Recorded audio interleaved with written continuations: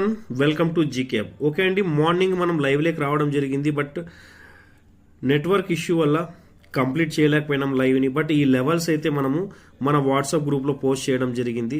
ఇక్కడ ప్యాటర్న్స్ అనేది very very important. Candles అనేది కూడా very very important. Candles and pattern గురించి ఖచ్చితంగా ఒక ట్రేడర్ అనే వ్యక్తి తెలుసుకోవాలని చాలా టైమ్స్ అయితే ఎక్స్ప్లెయిన్ చేయడం జరిగింది. ఒక ట్రయాంగిల్ ప్యాటర్న్ ఫామ్ అయింది. ఎప్పుడైతే ఇట్లాంటి ట్రయాంగిల్ ప్యాటర్న్ ఫామ్ అయినప్పుడు ఎబోవ్ సస్టైన్ అయితే మంచి ర్యాలీ అప్ సైడ్ చూసే అవకాశం ఉంటుంది. అలాగే ప్యాటర్న్కి బిలో బ్రేక్ అయినప్పుడు ఒక మంచి ఫాల్ చూసే అవకాశం ఉంది. అలా చూసినప్పుడు ప్యాటర్న్ తర్వాత ఫస్ట్ మనకు ఆల్మోస్ట్ ఒక 100 పాయింట్స్ కంటిన్యూగా చూసినట్లయితే 260 పాయింట్స్ అనేది ఫాలో అవ్వడం జరిగింది.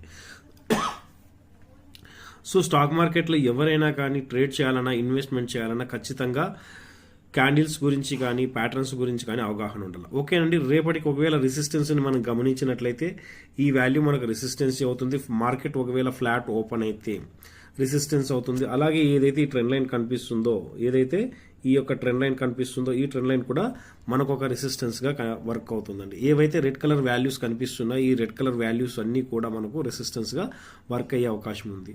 అలాగే సపోర్ట్ని మీరు గమనించినట్లయితే బ్లూ కలర్లో ఏ వాల్యూస్ అయితే మీకు కనిపిస్తున్నాయో అవన్నీ మనకు సపోర్ట్గా వర్క్ అవుతాయి. Okay friends, thank you and జై హింద్.